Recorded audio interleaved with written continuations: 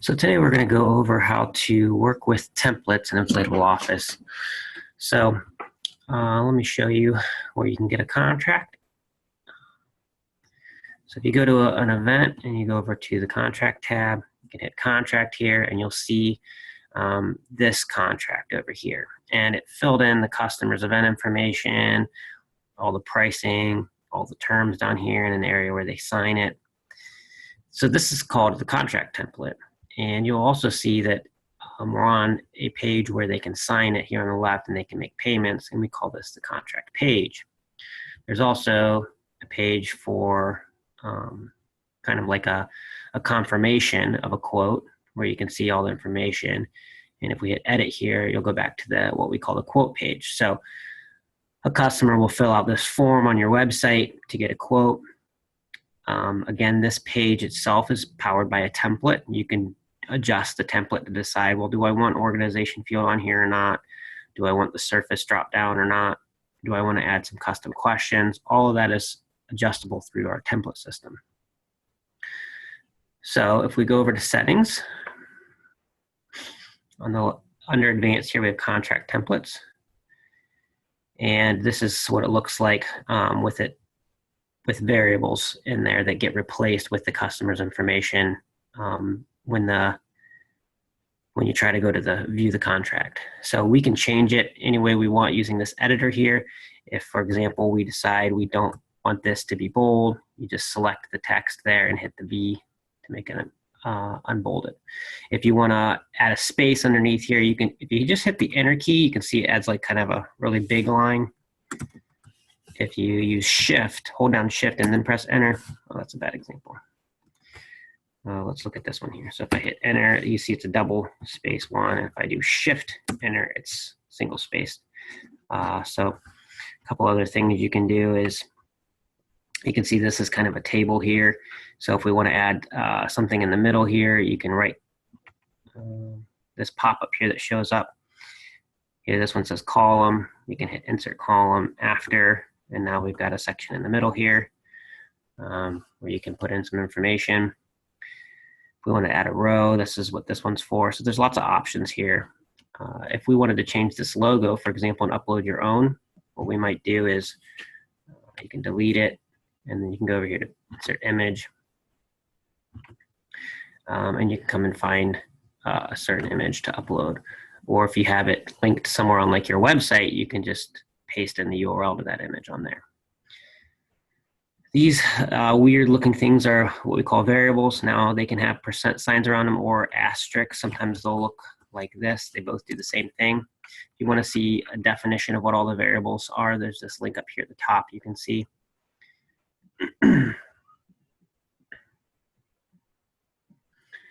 So this variable is CT first name, and this is the description. It says what it is, and here's an example of it based on a lead from the demo account. So there's a lot of them. If you have questions on something you can't figure out, you can always just email us and we'll help you out with it. So down at the bottom, so these are all the ones that are kind of related to the customer information and the event information. And if you scroll all the way to the bottom, these are the ones that are related to the rentals that are part of an event. So you can have multiple rentals. So in order to display all their details, we have to put it in what we call a rental loop. So this is some HTML code, and you can see it's got like something that we use to define when we're starting to print the list of rentals and when we're ending, and then anything you put in between will print multiple times for each item. So we've done the same thing here. Rental name, quantity, total price, and it'll print multiple lines for each one we have. So let's say we wanted to add a picture of the rental on here. We might add in the image to it. So this one would be rental image. And now, if we want to preview what this looks like, we hit save. You go back to view, and now you can see it added the image to it. So that's the basics of this, and you can easily change anything in here. This is our default template. So you can make any changes you want to these terms just by selecting them and just typing over it. Also, if you decide that you really screwed it up and something's not working right, you can go back to an older version of it by just choosing here. Say load older version, you'll lose your current changes, you hit OK, and now it's back to what it was, and you can save it. And I've got the new version. So this is for the contract templates here on that link. There's also templates for packing lists. So this is when you are going to go get ready for the event, you want to print out all the things that you need to put into the truck. This will show you that and show any amount that's still due. It'll show a worker schedule. So I can show you an example of that here.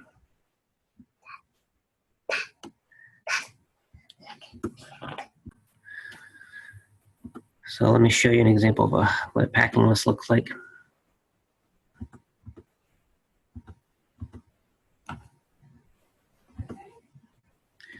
So we can go to this event here, and to get to a packing list, you go to the Schedule tab, hit Packing List, and here you'll see it printed out. This is the item that's part of it, and then for this particular item, we said it needs these things to go along with it. Same thing with the joust. So your workers can kind of just check the stuff off as they put it in the vehicle. Okay, so there's also a vehicle packing list. This one is designed for printing out multiple events going into the same vehicle. So you can it'll print out the list, the order that you should put the stuff in the vehicle so that it comes out in the right order as you're delivering the things. This is another useful one. But we'll go over that another time. You'll see more information about that when you use the delivery tool. We also have those templates for the pages we talked about here. So I clicked under Basics Pages. And so you can filter this down because there's a lot of them in here, but we can go over to Customer Pages, and you'll see a Contact Form, Contract, Contract Page. These are the same thing, and just they're named differently. So we start out with the customer's quote request. This is the form they fill out to get a quote. So you can see I've got two versions of it here. Two different themes, and see over here it says Demo Rentals LLC, and over here this one's the wedding version, which apparently isn't turned on right. I clicked on the wrong one. There we go.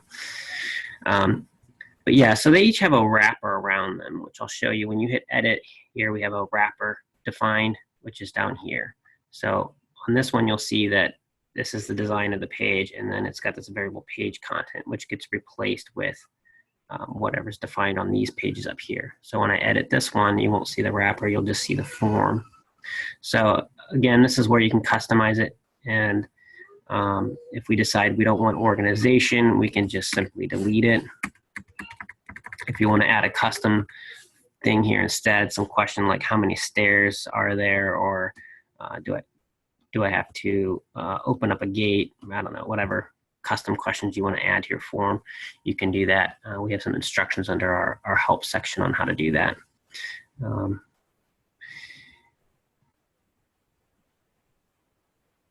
So quote request is for the form they fill out. Quote confirm is the page they get after they filled out the form. This is an example of what it looks like. Again, you can edit it if you want to. If you want to remove things or show things, you can. Quote confirm email. This is if they hit the email me button here, then this is the email that they'll get. This is what it'll look like. So it's very similar to the confirm page, but it's a little different. Also have the contract page, which is the page that surrounds the contract. So this is the contract itself, but everything else around here is the page. And so you can see that it gets replaced here. And this one here is an interesting thing. It's got a little bit of logic here. It says if the contract itself is empty, then instead of displaying an empty box, we're going to write this, there is no contract to display. Otherwise, we print out the contract. And so there's some logic we can do here. Same thing on this one here. If the contract status is empty, then we print out complete. Otherwise, we can print non-complete. Same thing with the deposit down here. So there's some logic we can do with that stuff. Again, if you need some help with it, we'll be happy to help you get this thing set up the way you want. And contact form, this is kind of a short version where they can just type in a message and it'll create a lead whenever they do that. So there's a whole bunch of other templates on here as well for various parts of the site. If you want to customize emails, it's the same idea. You can go to our email center here and you can customize any of these emails. They're also using templates that'll replace with like the customer's first name and stuff like that. I think we covered everything. If you have, sometimes like on a quote page, if you fill it out and they forget to change the times or select items, they'll get an error. You can customize the error messages here under the language settings. And if you want to make a quote page that's in English and Spanish and French, you can do that and control the error messages through here and some of the other built-in messages we give. But there's lots of different options on that. I think that's about it on the templates.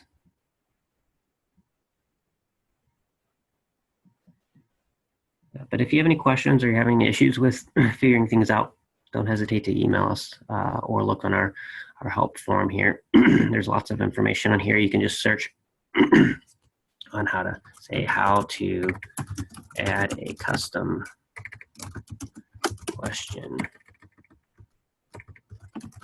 to quote form. And you'll see there's lots of information on here already. So sometimes you can find the information you're looking for a lot quicker by doing this. So this tells you how to do it. So we didn't go over this yet, but for example, if we want to add this, are there stairs? I give an example here on the code you'll need. So you can select it, hit copy. So I right click and hit copy. And then when you're working on a template, so we'll go over here to the quote request and do that real quick. So let's say we want to put it right above the contact address. So I got my cursor right where I want the question to appear. Now we hit this source view, and this is where I can paste in. There's my cursor. I can just hit Control V, and it'll print out that custom question there. We can go back out of source mode here, and then we can see what it looks like. Are there stairs? Yes, no. Let's go ahead and save it. And then if I want to preview it, I can just hit this link here. And here's the question. And now when this gets filled out, we'll see how that looks too. So I chose yes on that one. I probably have to add a few more details.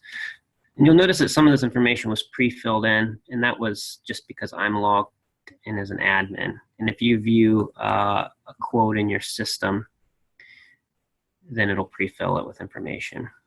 So what I mean is if I'm over here logged into the system and I go to this quote and then I go over here and hit edit, it's going to pre-fill this information for me.